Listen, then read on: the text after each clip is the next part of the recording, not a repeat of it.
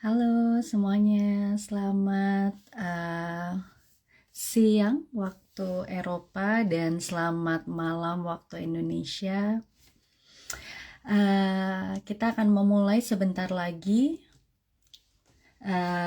berbagi pengalaman pendampingan perempuan penyintas kekerasan, kolaborasi dari Kesmenesia dan juga Ruanita pastinya. Apa kabar semuanya? Halo. Bertemu lagi dengan saya Nadia. Saya adalah co-founder dari Kesmenesia. Nanti kita juga ditemani dua pembicara lainnya. Apakah suara saya sudah terdengar jelas? Mungkin apabila ada yang sudah live, sudah ada di sini, mungkin boleh terdengar jelas. Oke, yes, no. Oke, kita akan mulai di jam 11, sehingga saat ini kita udah mulai. Oke, terima kasih banyak. Kurang lebih akan berdurasi 40 menit gitu ya. Oke. Jadi tujuan dari IG Live ini adalah untuk juga memperingati, terima kasih Mbak Griska, Hari Anti Kekerasan Perempuan baik di Indonesia maupun secara internasional, tepatnya di tanggal 25 November, berarti kurang lebihnya beberapa hari yang lalu ya. Kita akan sama-sama, sebelum saya panggil atau saya ajak dua narasumber pada siang hari ini, saya mengajak teman-teman semua untuk mungkin bisa berdiam dulu. Kita boleh berdoa atau boleh berdiam sejenak untuk bisa memberikan sedikit penghormatan bagi para korban gitu ya, khususnya berkaitan dengan kekerasan pada perempuan. Sejenak saja.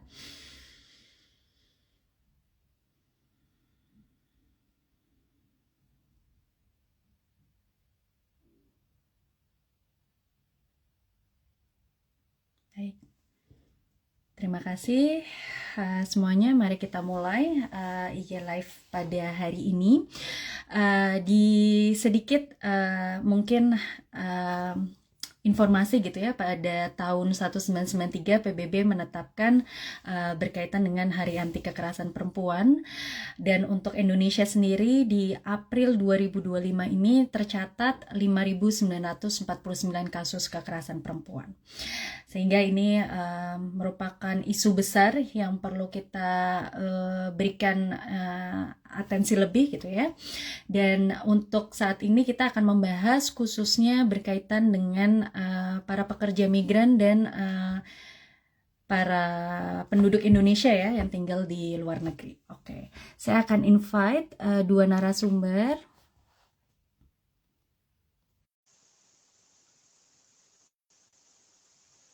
Oke. Anelden. Hai. Halo. Hai Mbak Mala. Oke, coba ya aku cek dulu apakah kita sudah. Oke. Baik, apa kabar Mbak Nelden dan Mbak Mala? Hai, baik. Baik. Terlihat ya cuacanya agak bagus ya Mbak. Iya, tumben. Kalau di Berlin lagi mendung. Oh, di Berlin lagi mendung. Oke. Ya, ini kebetulan di Spanyol juga agak lumayan. Saya lagi ada di Galicia, jadi di utara. Biasanya agak hujan, cuacanya bagus. Oke. Kita mulai ya Mbak Nelden dan Mbak Mala, teman-teman semuanya. Kita sudah bersama dengan dua narasumber di siang hari ini dan malam hari waktu Indonesia gitu ya, untuk memperingati Hari Internasional Penghapusan Kekerasan Terhadap Perempuan. Mbak Mala yang berada di kanan bawah merupakan psikoterapis di Inggris gitu ya, di UK, yang mendampingi penyintas kekerasan perempuan dengan fokus pada pendekatan trauma healing dan empowerment. Nanti Mbak Mala akan cerita lebih banyak terkait bagaimana pengalamannya sebagai seorang psikoterapis. Dan kemudian yang kedua, di sebelah kiri bawah saya ada Mbak Nelden, merupakan pendamping penyintas perempuan yang mengalami kekerasan khususnya di wilayah Jerman, gitu ya. Beliau bukan crafting for mental health practitioner di Jerman dan co-founder dari Casmanesia. Oke, salah satu dua tujuan besar sebenarnya dari IG Live yang kita lakukan saat ini adalah guna memberikan ruang refleksi dan pembelajaran juga tentang bagaimana pendampingan penyintas kekerasan terhadap perempuan khususnya di konteks migran, juga menumpahkan lebih bagi teman-teman yang ada di sini gitu ya, terkait dengan bagaimana penghapusan kekerasan terhadap perempuan. Oke, pertanyaan awal aku berikan untuk dua narasumber langsung. Apa arti Hari Internasional Penghapusan Kekerasan terhadap Perempuan menurut Mbak Mala secara pribadi? Nanti selanjutnya Mbak Nelden, silahkan. Oke, terima kasih Mbak Elia. Bagi saya pribadi itu Hari Internasional Penghapusan Kekerasan terhadap Perempuan itu momen yang sangat penting dan perlu lebih mendapatkan lebih banyak perhatian. Karena hari seperti ini yang mengingatkan kita bahwa banyak perempuan di dunia termasuk di sekitar kita yang hidup dengan ketakutan, dibungkam oleh kekerasan, apakah itu fisik atau emosional, atau mereka bahkan tidak merasa aman di ruang yang seharusnya melindungi mereka. Jadi bagi saya kesetaraan gender itu bukan hanya tentang hak yang sama, tapi tentang rasa aman yang sama. Dan dengan budaya misogini yang masih begitu melekat ya, itu kita suara perempuan sendiri remehkan dan dianggap penderitaan mereka tuh dianggap biasa dan pantas. Jadi ini yang menyedihkan, dan perempuan sebagai setengah dari populasi dunia itu perlu mendapatkan ruang yang aman untuk hidup dan bisa menjadi diri tanpa harus takut untuk menjadi dirinya sendiri. Ya. Terima kasih Mbak Mala. Mbak Nelden, boleh silahkan.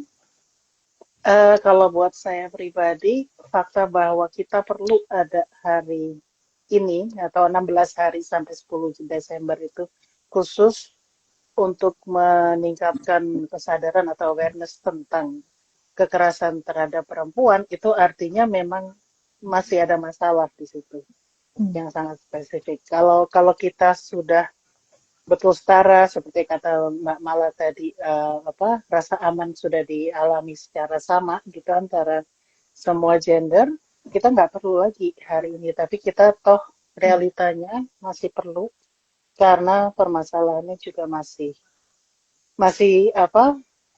real dan serius, dan kesadaran itu belum sama juga antara gender. Banyak laki-laki mungkin yang belum sadar bahwa ini merupakan permasalahan yang serius yang kita sejak kita mulai puber atau bahkan mungkin ada yang dari sebelumnya selalu jadi mengkhawatiri keselamatan kita kalau kita berada di antara situasi yang kita nggak yakin gitu akan keamanan, persis karena jenis kelamin kita, bukan karena hal-hal yang lain. Wow. Setuju banget dengan Mbak Nelden dan Mbak Malas. Saya pribadi juga memiliki pengalaman yang sama ya. Sebagai seorang perempuan, kadang bahkan untuk takut pulang malam, itu kan sebuah konstruksi pemikiran bahwa kenapa harus seorang perempuan yang takut pulang malam. Apa yang sebenarnya terjadi dalam pemahaman terkait dengan kekerasan terhadap perempuan gitu. Berarti kan kurang lebihnya kita yang paling bisa dibilang paling sering mengalaminya, hingga secara sadar pun kita bilang aduh takut nih kalau pulang malam gitu kan. Oke. Kita akan mulai dengan Mbak Mala. Boleh diceritakan Mbak Mala bagaimana Anda gitu ya, sebagai mendampingi para perempuan penyintas kekerasan, khususnya di area di Inggris di mana Anda tinggal saat ini? Okay, so jadi peran saya itu ada sebagai play dan creative arts therapist. Jadi saya punya praktek pribadi, tapi saya juga bekerja di suatu lembaga amal charity di Inggris. Jadi saya mendampingi anak-anak dan wanita yang menjadi penyintas kekerasan seksual dan kekerasan dalam rumah tangga, baik lewat sesi individu atau lewat sesi grup ibu dan anak. Jadi bagi saya tuh personal, like perempuan tuh, kekerasan terhadap perempuan itu feel very personal, karena itu bukan hanya saya sebagai perempuan, tapi juga di kerjaan saya. Karena dalam pekerjaan saya setiap hari saya bisa melihat bagaimana kekerasan tuh meninggalkan dampak yang panjang dalam hidup para perempuan dan juga anak-anak mereka. Karena kekerasan terhadap perempuan itu hampir pasti selalu akan mempengaruhi anak. Walaupun misalnya kekerasan terjadi pada perempuan ketika dia masih single, tapi pengalaman itu akan berdampak pada cara dia berpikir, cara dia memparent, dan lain-lain seterusnya. Jadi trauma seorang wanita itu kebawa ke generasi selanjutnya. Jadi bagi saya melawan kekerasan terhadap perempuan itu sebenarnya juga menjaga masa depan anak-anak kita, next generation. Dan yang sering orang lupa tuh, kekerasan tidak otomatis terhenti ketika hubungan abusif itu berakhir ya.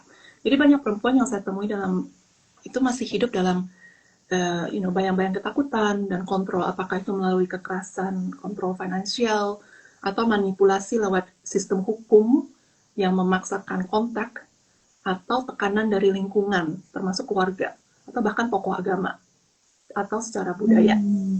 Jadi luka emosional itu sering sangat dalam dan kompleks, karena dalam terapi itu selalu ada momen kecil ya, ketika seorang ibu tuh bisa mulai percaya dirinya lagi, seorang bisa merasakan bahwa this is not my fault, bukan salah saya. That's the bit that really important, karena mereka sudah kekerasan yang sudah dinormalisasi itu pasti mengubah cara kita berpikir tentang diri kita sendiri. So anyway, so I think all I was going to say is that saya sangat peduli dengan hal ini, karena ini dampaknya kolektif secara it will affect all of us, sebagai manusia dan ke depannya. Di Inggris tuh sejak 2022 kalau saya nggak salah, anak yang menyaksikan ibunya mengalami kekerasan itu sudah diakui sebagai korban. Jadi walaupun mereka sendiri tidak mengalami kekerasan itu, tapi sebagai saksi pun mereka sudah diakui sebagai korban dan berhak mendapatkan perlindungan dan pemulihan. Jadi di sini peran terapis sangat-sangat penting. Dan penelitian Adverse Childhood Experiences yang global juga menunjukkan bagaimana dengan hanya menyaksikan kekerasan pun itu bisa berdampak panjang pada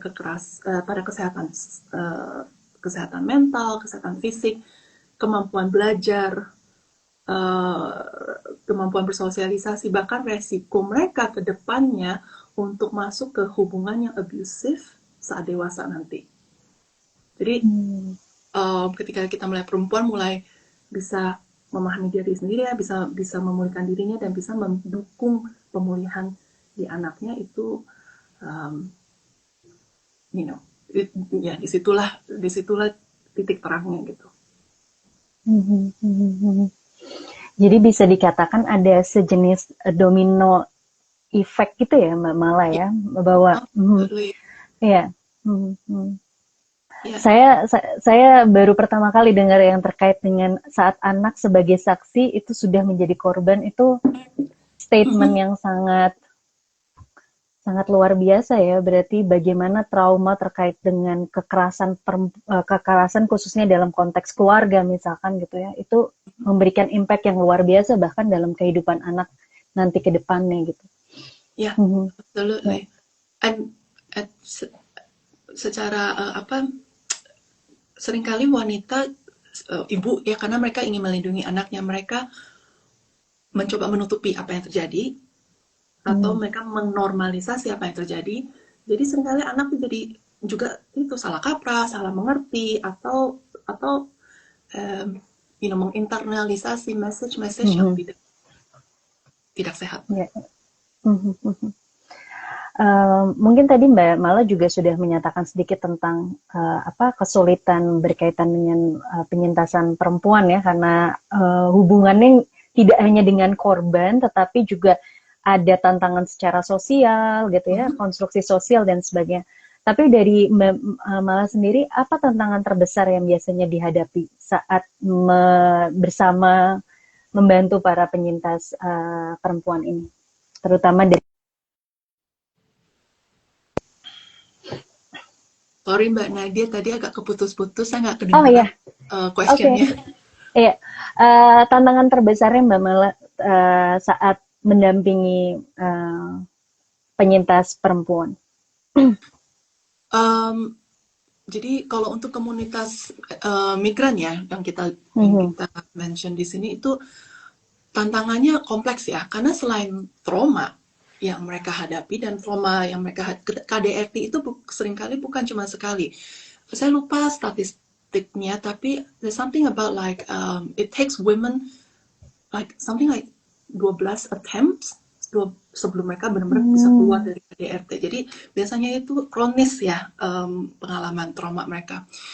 Jadi selain itu mereka juga harus berhadapan dengan hambatan sosial, budaya, kadang bahasa, dan sistem yang sering membuat proses pemulihan tuh jadi terasa lebih berat. Dan I think salah satu kesulitan terbesar adalah perbedaan budaya dan bahasa. Ya, kita sebagai migran ya, banyak perempuan yang kesulitan menceritakan apa yang mereka alami atau memahami layanan yang tersedia karena keterbatasan bahasa. Itu satu. Jadi ini bukan hanya soal sanggup nggak berkomunikasi, sudah mau bercerita belum, sudah berani bercerita belum, tapi like, how to do it. Dan jadi ini bukan hanya soal rasa percaya diri, tapi juga kemampuan untuk who do I talk to. Karena tidak jarang mereka khawatir bahwa mereka tidak akan dipercaya karena mungkin karena aksennya, karena latar belakangnya, karena warna kulit, atau status imigrasi mereka. Jadi banyak juga wanita yang saya temui yang tidak tahu hak-hak mereka secara hukum yang sebenarnya melindungi mereka. Jadi bahwa sebenarnya kekerasan yang mereka alami itu, bahwa mereka sebenarnya mendapatkan perlindungan dari kekerasan yang mereka dapati terlepas dari status visa mereka. Nah, tapi kan kurangnya pengetahuan tentang layanan seperti ini dan atau dukungan sosial itu sering dimanfaatkan oleh pelaku untuk mempertahankan kontrol, misalnya dengan mengancam akan melaporkan mereka ke imigrasi atau atau akan mengambil alih custody anak, pengawas care anaknya. Dan itu yang membuat wanita jadi sering stuck di relationship seperti itu. Dan kesulitan lainnya sebagai imigran tentunya dukungan keluarga atau jaringan sosial ya. Jadi tergantung kita tinggal di mana juga kan. Kalau kita tinggal dalam kota besar mungkin ada diaspora yang komunitas itu. Tapi kalau kita tinggalnya yang agak terpencil atau daerah-daerah yang lebih jauh, itu sudah satu faktor yang tidak mendukung. Jadi, for example, dan di Inggris sendiri, banyak perempuan yang datang sendirian tanpa keluarga atau teman dekat. Terus dengan tekanan budaya dan agama, kadang-kadang di beberapa komunitas yang saya temui, bukan hanya orang Indonesia ya, tapi juga I work with people from Africa, from Afghan, Sudan, Pakistan, gitu. Dan di beberapa komunitas itu perceraian dianggap memalukan atau malah tidak diperbolehkan. Jadi perempuan diajarkan untuk selalu tunduk pada suami. Jadi kadang ketika mereka mencari bantuan di komunitas atau lembaga agama mereka pun, seringkali yang mereka temui itu bukan dukungan, tapi desakan untuk berdamai, untuk balik ke pelaku demi anak, gitu. Jadi kalau kita yang tumbuh besar dalam budaya menempatkan laki-laki sebagai pemimpin dan perempuan sebagai pelayan, mengenali kekerasan itu sendiri bisa menjadi tantangan besar. Karena tidak semua kekerasan itu datang dalam bentuk fisik. There's something called coercive control. Saya nggak tahu bahasa Indonesianya apa ya, kayak kontrol yang koersif. Kontrol. Coercive control yang sering disamakan sebagai perhatian. Oh, ini demi kamu loh sayang, atau kalau kamu harusnya lakukan ini gitu. So there's kind of that kind of control. Dan dalam situasi seperti itu kadang-kadang pelanggaran batas bisa terasa normal. Apalagi kalau mungkin kita tumbuh kembang di in a kind of Hollywood, Disney kind of feature, dimana laki-laki itu kayak gini loh, laki-laki yang gayanya kayak gitu tuh artinya mereka perhatian gitu. There's a lot of mitos seperti itu yang kita bawa. Jadi saya juga sering menemukan keluarga migran yang menormalisasi hukuman fisik sebagai cara mendisiplin anak atau pasangannya. Ya, jadi pola-pola seperti ini yang membuat seorang tuh sulit mempercayai intuisi mereka sendiri dan membaca signal bahaya di pasangannya. Jadi sebenarnya nggak mengejutkan ya mungkin bagi mbak di sini yang bahwa banyak wanita penyintas kekerasan itu sebenarnya juga banyak yang membawa pengalaman kekerasan sejak masa kecil. Jadi itu sudah mereka alami sendiri dan sudah mereka normalisasikan. So, jadi tantangannya di situ sih kebanyakan. Jadi sebenarnya banyak dari mereka yang ingin keluar dari lingkungan KDRT mereka, tapi mereka nggak tahu haknya, mereka nggak tahu mau cari kemana. Jadi sebagai terapis ya saya some of the things I need to do is make sure that mereka bisa mengakses. Jadi saya kadang-kadang menghubungkan mereka kepada pihak ketiga, apakah itu NGO, apakah itu lembaga-lembaga yang bisa support mereka di sisi misalnya perumahan, if they need to leave, atau kebutuhan-kebutuhan lainnya seperti HP atau makanan, minuman dan lain-lain sebagainya. Wow. Mbak Mala, kita ada satu pertanyaan mau dijawab saat ini atau aku bacakan sekarang? Coba. Pertanyaannya adalah bagaimana caranya dari Mbak Griska, terima kasih Mbak Griska. Bagaimana caranya menavigasi diri setelah memiliki kejadian atau setelah mengalami kejadian abusive, khususnya kedepannya harus seperti apa, langkah apa yang harus dilakukan apabila memang mengalami abuse. Ini dari sisi korban, survivornya? Sepertinya saya melihatnya seperti itu sih Mbak. Bagaimana caranya menavigasi diri atau memprevent setelah punya kejadian abuse fisik atau fisik dan mental untuk kedepannya, dan langkah apa yang harus dilakukan. Kalau soal prevent, saya lagi mikir mau jawabnya dari sisi personal atau dari sisi dari sisi personal, I would say that kalau sudah ada kejadian KDRT, there's no such thing as prevention, karena di situ sebenarnya tanggung jawabnya tuh ada di dua-dua belah pihak. Tanggung jawabnya ada di pelaku yang seharusnya harus bisa mengubah dirinya. It's not up to us as a woman to prevent atau to make sure that ini masakannya siap tepat waktu. Anak-anak jangan ribut di rumah. Atau ini rumah harus bersih. That's not it. Karena kalau pelakunya sudah abusive, apapun bisa dijadikan alasan. Get it. Yes. Right. Prevention is not the key. The key is if ini if-nya gede banget ya, giant-nya. If gitu ya. If kalau there is a good intention dari dari pihak pelaku bahwa saya kilaf, I need to get better, then get them to go into therapy. Pelaku ya, bukan survivornya. Pelaku harus ke terapi, pelaku harus mengakui perlakuan dia, harus bisa do something to change.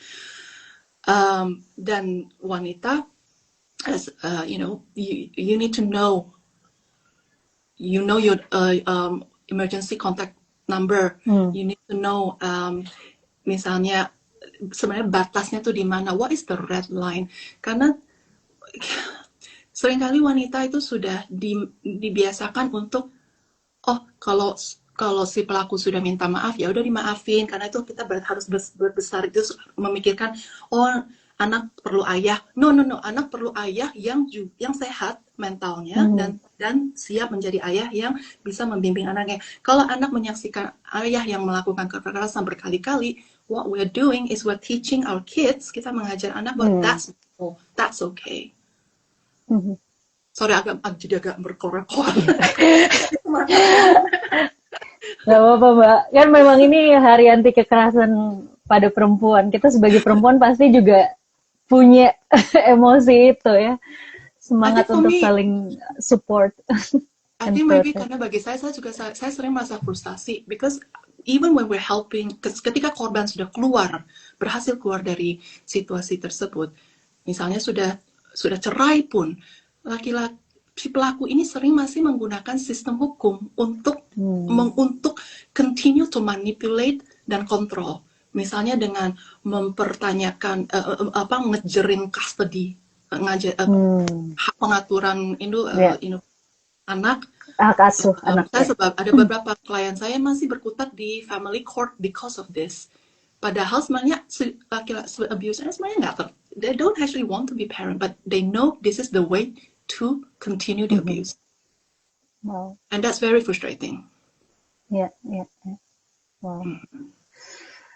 Oke, pertanyaan terakhir sebelum kita berpindah bersama dengan Mbak Nelden, pendekatan apa yang dari Mbak Mala itu merasa paling jadi dari pengalaman Mbak Mala ya, pendekatan apa yang paling membantu bagi perempuan penyintas untuk kembali menemukan rasa aman dan percaya diri? Tadi Mbak Mala sempat cerita bahwa percaya diri dan rasa aman dari seorang perempuan itu salah satu goal dari sesi psikoterapi, mungkin bisa dibilang gitu. Tapi itu mungkin prosesnya panjang, kadang maju mundur, balik lagi dan sebagainya.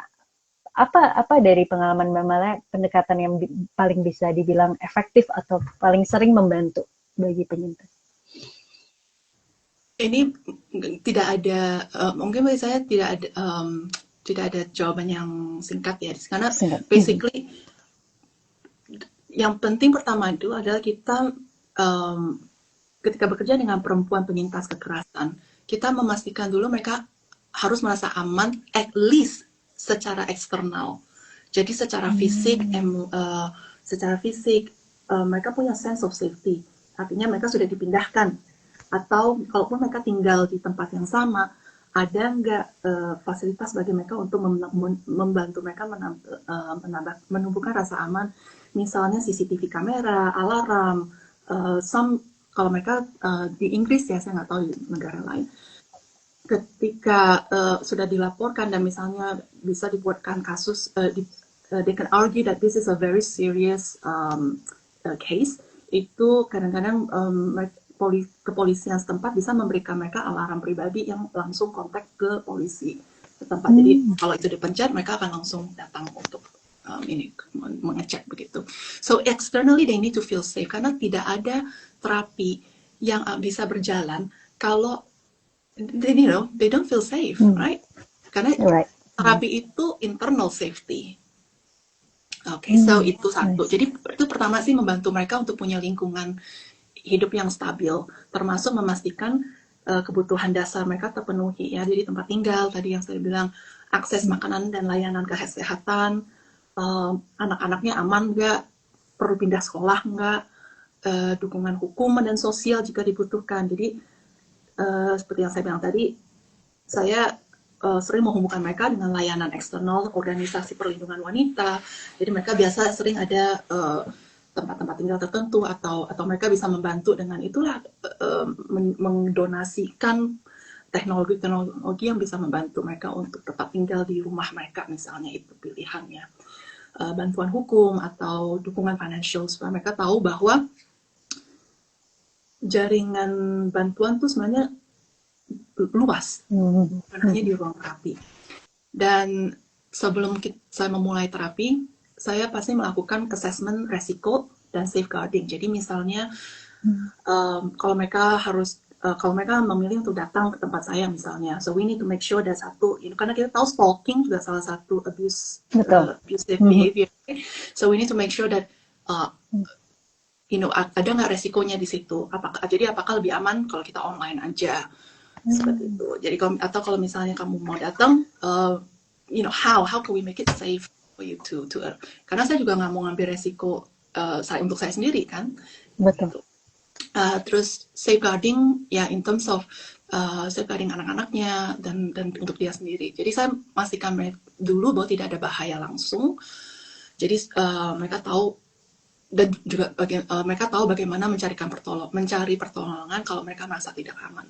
Setelah fondasi itu terasa lebih kuat, nah di situ baru proses psikoterapinya bisa berjalan. Dan dalam sesi terapi saya menemukan bahwa pendekatan secara seni dan somatik itu sangat membantu karena so too often it's so difficult to speak up about what we experience karena trauma atau karena kita belum menemukan kata-kata yang pas. And also some of them is karena it's a chronic situation. A lot of kita punya trauma itu sudah tersimpan dalam tubuh ya. Jadi membicarakannya itu aja nggak cukup gitu. Jadi we use a lot of non-verbal teknik seperti yang menggambar, simbol, atau melalui bermain, atau melalui but we do a lot of things like grounding techniques and learning about, tapi juga some psychotherapy, but also in a lot of cases is when they are ready to talk about I guess things that yang mereka memilah-milah experience mereka antara yang mereka anggap that's normal, right? Karena sudah terlalu sering tuh mereka bilang, but that's normal for a husband to do that, right? Atau but of course it's normal. I should make, saya memang tugas saya kok, salah saya waktu itu karena makan malamnya nggak ready waktu dia pulang. So it's just kind of like trying to mengurai some of that myth, some of that misbelief di dalam diri. Satu lagi yang saya mau tekankan juga bahwa seringkali mereka kita semua lupa bahwa anak-anak juga butuh dukungan klinis. Karena mereka jadi sebagai saksi kekerasan atau bahkan kadang mereka sendiri ikut menjadi korbannya. Banyak yang sering kalau saya sarankan your kids need some help gitu loh. Mereka masih kecil, nanti juga lupa. Atau mereka masih belum ngerti kok kayak gitu. Tapi justru kan pemahaman yang keliru yang perlu diluruskan. Karena mereka masih anak-anak, mereka sebenarnya butuh penjelasan yang konkret and explicit dan dukungan yang eksplisit. Karena otak kita semua, mau dari anak-anak maupun dewasa, we are always looking for pattern. Kita kan selalu mencari pola, jawaban, dan makna. Bedanya tuh ketika anak-anak tidak mendapatkan penjelasan yang eksplisit, mereka itu justru they interpret it in any way they can. Dan yang sesuai dengan umur mereka. And this is why, right, some children grow up to be adult yang menormalisasi kekerasan sebagai bagian dari disiplin, misalnya. Atau menganggap bahwa ledakan emosi itu hal yang biasa. Atau jealousy is romantic. Right? And all sometimes they feel like it's normal bagi dia untuk mengurus ibunya. So that's kind of like kalau in English we call it pseudo parentification, mengganti peran orang tua di dalam rumah. Jadi kalau itu jadi bagi saya pendekatan somatik dan art play, and also some psychoeducation is necessary. Karena ini bukan, ini tentang membantu wanita untuk mengembalikan rasa, that self control, that dignity, and kemampuan untuk mencintai diri dia sendiri. Yang hal-hal dasar yang sering, yang sudah pasti terdampak kan oleh kekerasan. Wow, terima kasih Mbak Mala. Ini rangkaian besar ya dari apa yang dilakukan oleh Mbak Mala sebagai seorang psikoterapis gitu ya untuk memberikan bantuan bagi perempuan penyintas. Prosesnya pastinya tidak mudah gitu ya. Dan Mbak Mala sudah menjelaskan begitu banyak caranya. Kita akan masuk ke Mbak Nelden. Mbak Nelden boleh mungkin cerita pengalamannya Mbak Nelden seperti apa? Karena yang saya tahu Mbak Nelden memang pernah juga mendampingi teman-teman perempuan penyintas kekerasan di Jerman yang mungkin secara kultur bisa jadi berbeda atau mungkin sama, dan bagaimana sebenarnya apa yang Mbak Nelden lakukan dan bagaimana sistem yang dimiliki di Jerman berkaitan dengan kekerasan pada perempuan. Silakan Mbak. Oke, mungkin makasih Mbak Nadia. Mungkin pertama-tama perlu saya jelaskan dulu, memang secara pendidikan dan kualifikasi saya itu psikolog dari Indonesia. Ya dulu saya dapatkan, tetapi untuk di Jerman kualifikasi saya itu masih dalam proses yang disebut administratif, yang disebut Anerkennung untuk diakui di sini, dan ya ini sangat Jerman ya, semuanya harus ada stempel birokrasinya, administrasi, dan itu makan waktu. Jadi sampai saat ini saya belum secara resmi boleh atau bisa berpraktek, bahkan menyebut diri saya sebagai psikolog di sini.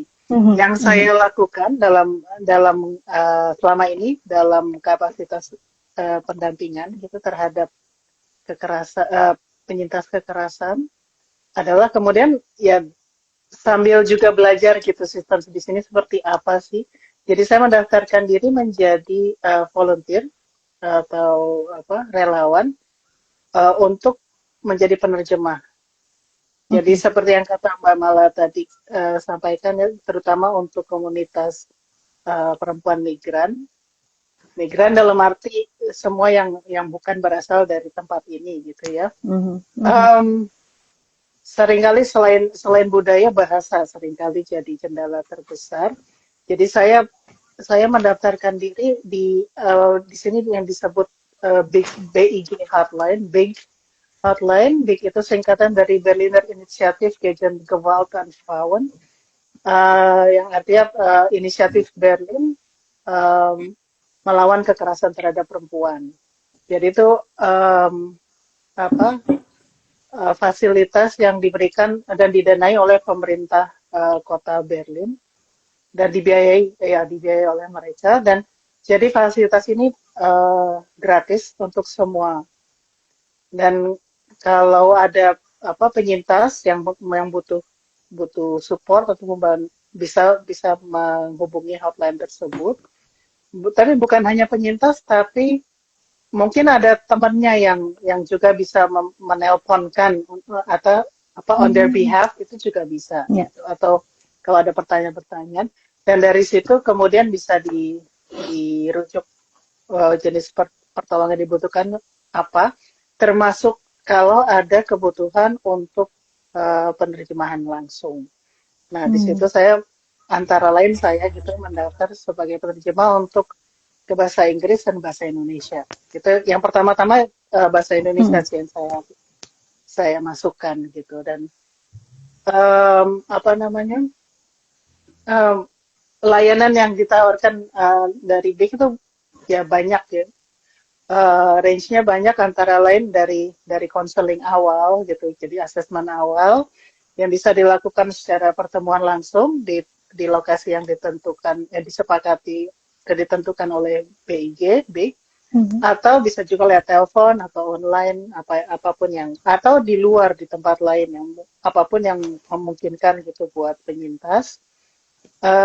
Bisa juga pendampingan bersama dengan pekerja sosial ke pengadilan keluarga, ke family and grief. Misalnya untuk pengajuan cerai atau pengajuan apa itu kalau dalam bahasa Inggris restraining order, atau keharusan menjaga jarak ya, yang ketika itu dibutuhkan dan lain-lain. Itu juga seringkali kan terutama sebagai migran yang mungkin kemampuan bahasa juga belum full, apalagi bahasa bahasa legal kan itu juga levelnya juga lebih Berbeda ya. naik lagi gitu, lebih sulit lagi daripada bahasa Jerman biasa. Terus terang saya bahasa Jerman saya juga belum pada level akademis gitu, belum pada level yang bagus-bagus amat, kadang-kadang masih jatuh banget, apalagi apalagi dalam level legal. Tetapi saya menggunakan ini untuk ya saya bisa di mana saya bisa bantu, saya berusaha dan sekalian belajar gitu sama-sama, karena toh jalannya misalnya ke pengadilan keluarga itu bersama dengan social worker-nya gitu. Dan layanan lain juga ya kalau dari situ terus teridentifikasi ada ancaman terhadap keamanan dari penyintas dan atau anaknya juga bisa dihubungkan dengan rumah aman atau Frauenhaus kalau di sini sebutnya di rumah. Dan juga bisa juga dihubungkan dengan tenaga legal. Dan itu semua gratis. Ya, mungkin itu juga kadang-kadang menjadi kecemasan barangkali ya, atau jadi keraguan untuk reach out ketika misalnya seperti yang tadi Mbak Mala cerita, ada kontrol restriksi terhadap situasi finansial misalnya gitu, jadi rasanya nggak bisa gerak. Nah, ternyata ada layanan seperti ini yang bisa gratis, tapi memang mungkin nggak semuanya akan tahu gitu. Itu juga tantangannya pengetahuan itu. Ya. Gitu dulu kali. Oke, Mbak Nelden, berarti tadi kalau aku coba memahami di awal biasanya penyintas akan menelpon atau berarti bisa bertemu atau menelpon gitu ya Mbak Nelden ya untuk kebutuhan untuk itu. Oke. Kemudian setelah itu nanti bisa disupport sesuai dengan kebutuhan mereka, apakah mungkin mereka butuh secara di court atau mungkin kebutuhan untuk mencari perlindungan hukum atau mungkin untuk tempat tinggal dan sebagainya. Betul. Oke. Kalau dari pengalaman pribadi Mbak Nelden sendiri sebagai pendamping bagi penyintas kekerasan gitu ya, apa yang Mbak Nelden lihat sebagai tantangan yang biasanya dihadapi? Kalau tadi saya dengerin sharingnya Mbak Mala di Inggris, dan juga mengingat dulu pengalaman waktu di Indonesia, saya kebetulan gabung dengan Yayasan Pulih yang memang banyak bekerja dengan penyintas perempuan penyintas kekerasan antara lain dan trauma. Dan kalau saya membandingkan apa yang tadi Mama Mala cerita, terus pengalaman dulu waktu di Pulih, waktu di Indonesia, dan juga yang saya temui sejauh ini di Jerman, ada beberapa persamaan sih yang saya lihat. Yang pertama, Mbak Mala bisa relate, saya pikir kecenderungan reaksi pertama dari penyintas untuk bilang ini salah saya, ya kan? Dan jadi bisa mengerti kenapa saya dipukul atau apa. Jadi mungkin ada faktor budaya juga bahwa sementara. Jadi normalisasi dari situasi gitu. Mungkin emang dia lagi capek barangkali atau lagi susah nih di kerjaan. Jadi pas pulang. Terus kemudian salah saya juga sih, dia pulang saya langsung curhat, langsung nyomel terus. Ya jadi jadi dinormalize bahwa ya wajarlah kalau itu terjadi gitu. Karena belum tentu begitu realitanya. Biasanya biasanya tapi penyintas bisa agak lebih cepat keluar dari mindset tersebut ketika ada anak yang terlibat gitu. Jadi ada ketika keselamatan anak yang compromise. Kadang-kadang begitu apa? Tapi yang enggak juga gitu. Kadang-kadang malah seperti yang tadi malah sharing juga, anak malah jadi terpapar pada situasi kekerasan tersebut. Itu juga nggak bagus.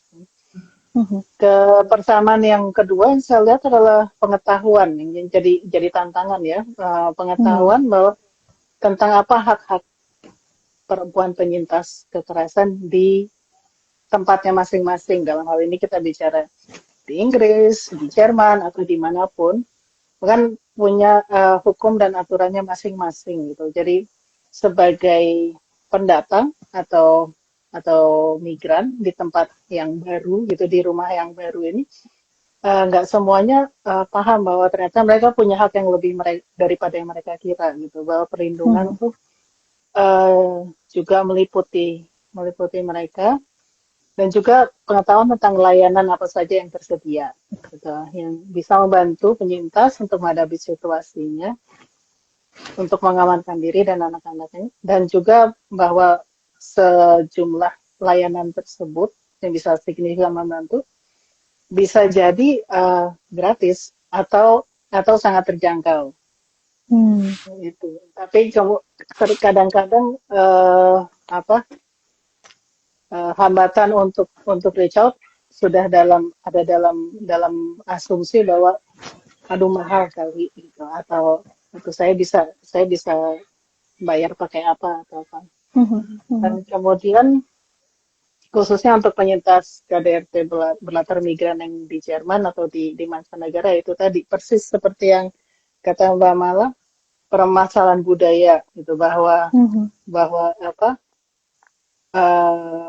hukuman fisik itu wajar atau bagian dari budaya gitu, atau memang begitulah gitu, laki-laki boys will be boys gitu, kalau perempuan terima aja misalnya, atau bahasa. Nah di sini makanya sambil menunggu saya bisa berbuat lebih banyak dalam hal ini, saya berusaha mulai masuk dan belajar dari kapasitas, berusaha memenuhi kebutuhan soal bahasa ini, bahasa Indonesia dan bahasa Inggris dalam hal ini. Oh. Dari 3 tadi yang Mbak Nelden sudah rangkum gitu ya, ini rangkuman yang sangat penting menurut saya juga. Mbak Nelden pribadi, apakah sudah pernah memiliki pengalaman untuk membantu penyintas kekerasan perempuan Indonesia yang berada di Jerman untuk sejauh ini? Terus terang belum pernah, meskipun sudah ditawarkan atau sudah diumumkan bahwa ada fasilitas untuk bahasa Indonesia, belum pernah. Tapi bukan berarti tidak ada kasusnya. Betul.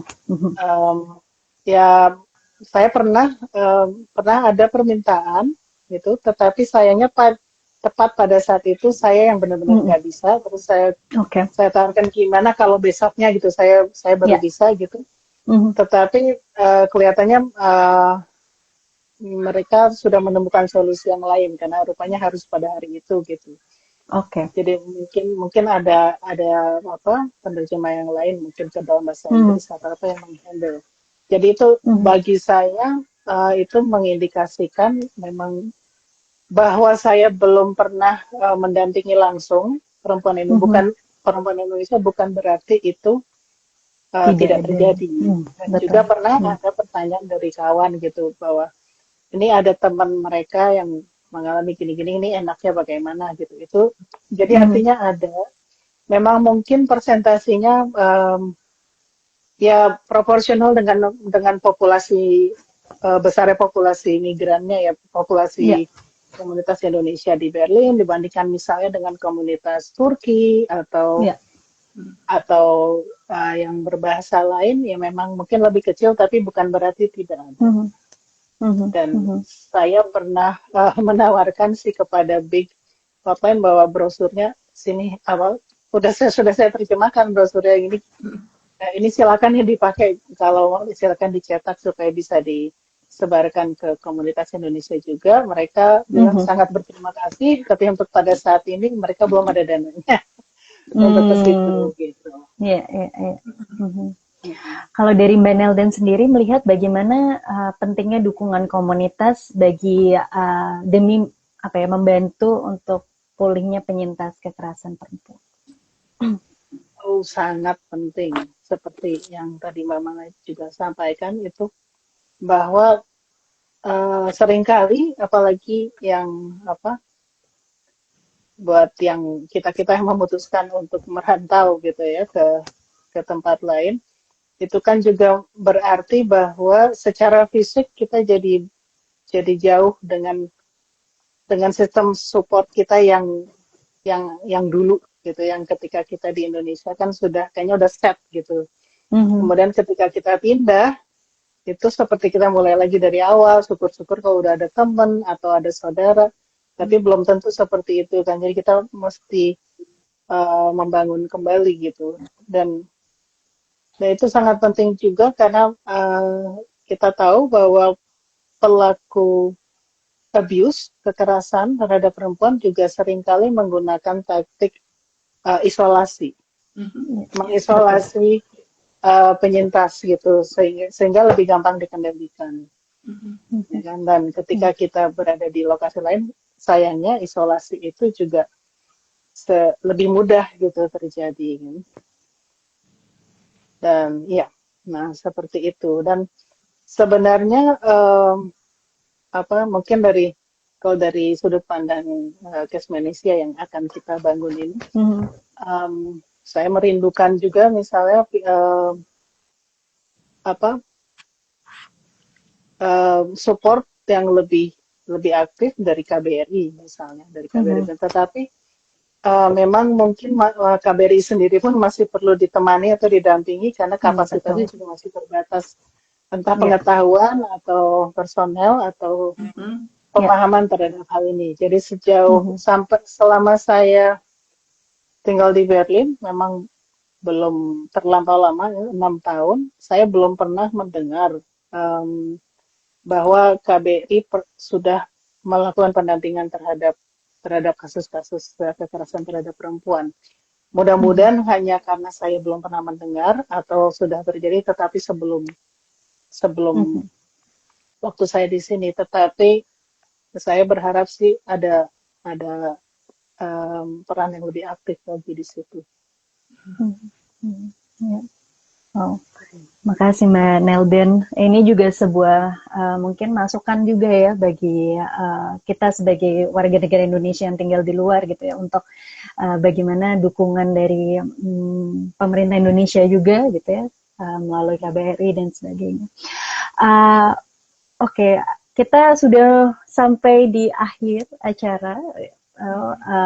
Saya memiliki dua pertanyaan, satu pertanyaan untuk Mbak Mala dan satu pertanyaan untuk Mbak Nelden. Mbak Mala, apa pesan Mbak Mala bagi tenaga medis ya, khususnya tenaga medis atau psikiater dan sebagainya, juga masyarakat yang ingin jauh bisa lebih peka dalam mendukung para penyintas? That's a really good question. I think pesan saya untuk yang tenaga pendamping atau masyarakat di sini adalah educate yourself, belajar Mhm. dulu ya,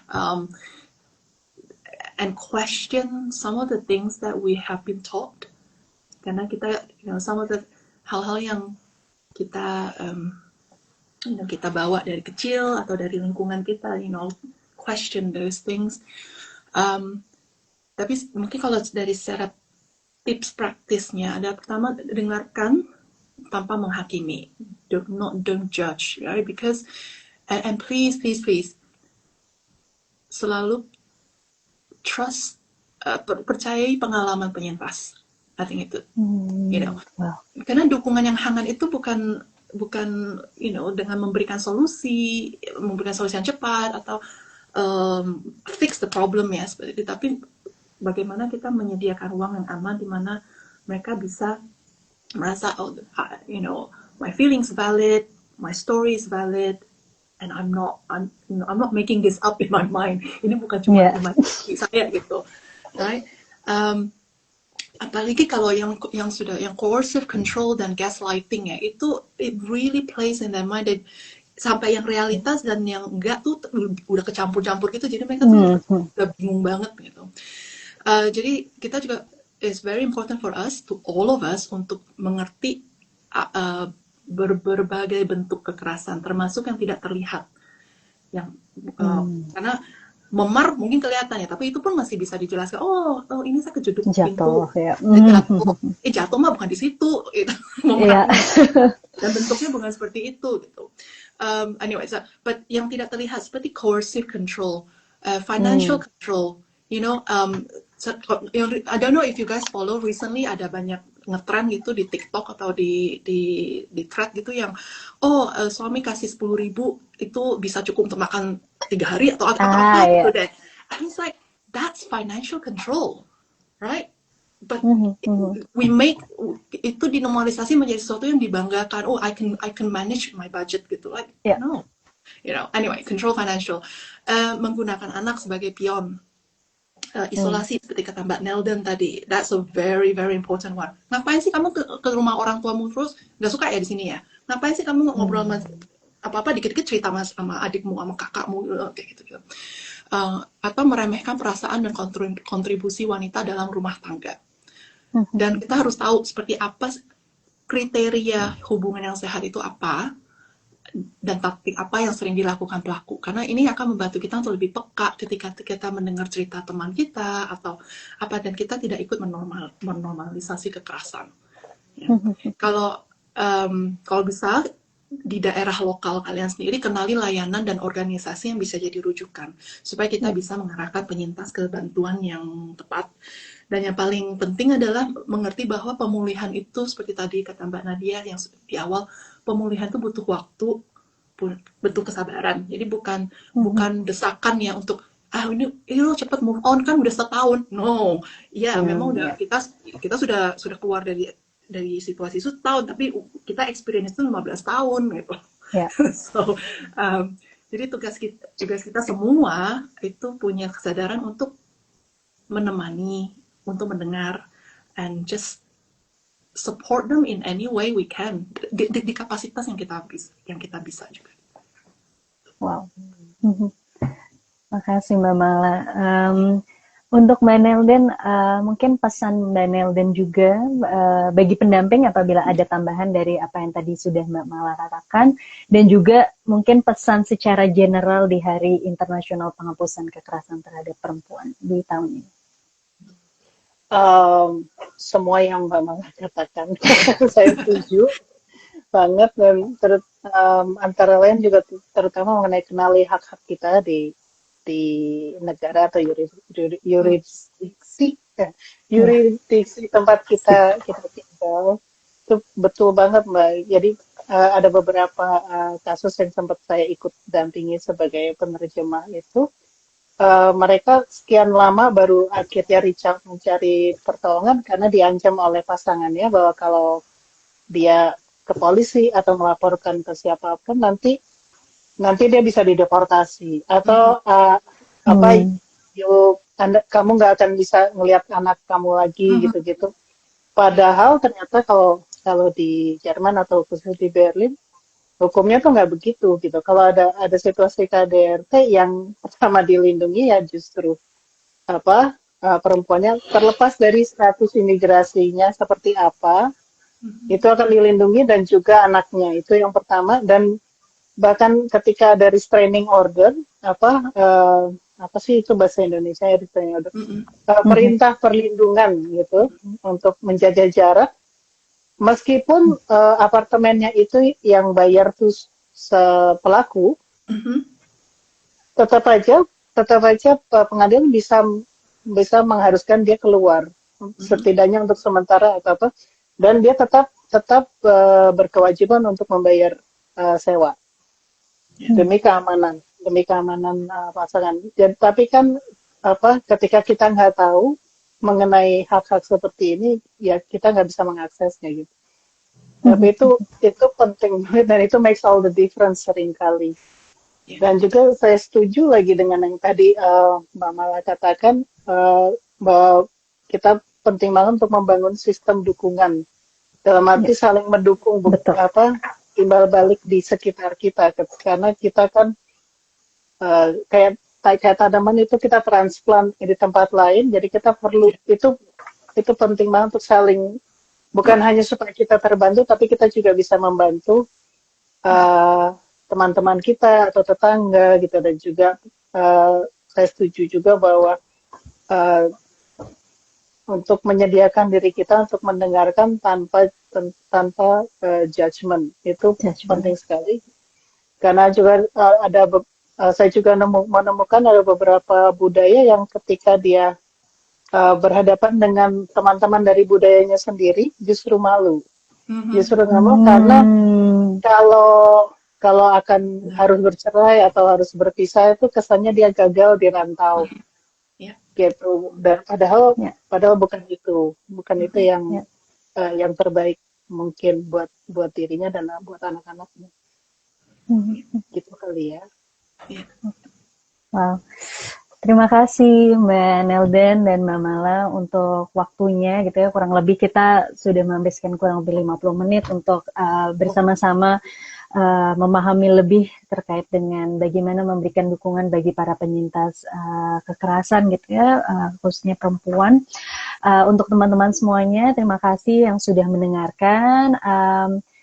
Apabila memang ada kebutuhan, bisa untuk kontak lembaga pendamping atau hotline yang tersedia di negara masing-masing, karena saya tidak bisa menyebutkan di negara mana, karena pasti setiap negara punya prosesnya yang berbeda-beda. Kemudian juga dari Ruanita menyiapkan layanan konseling online tiap Selasa dan Kamis dari pukul 6 sampai 8 waktu Eropa, sehingga teman-teman yang sangat-sangat membutuhkan, silahkan bisa menghubungi Ruanita juga. Nanti ada form laporan kekerasan yang dialami dan nanti akan diproses segera gitu ya.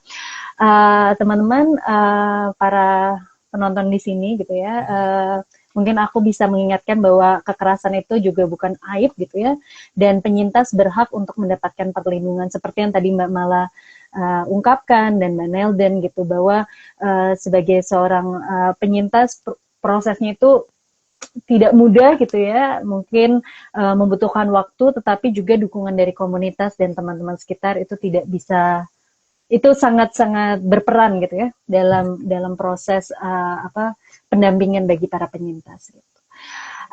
Seperti itu, terima kasih banyak.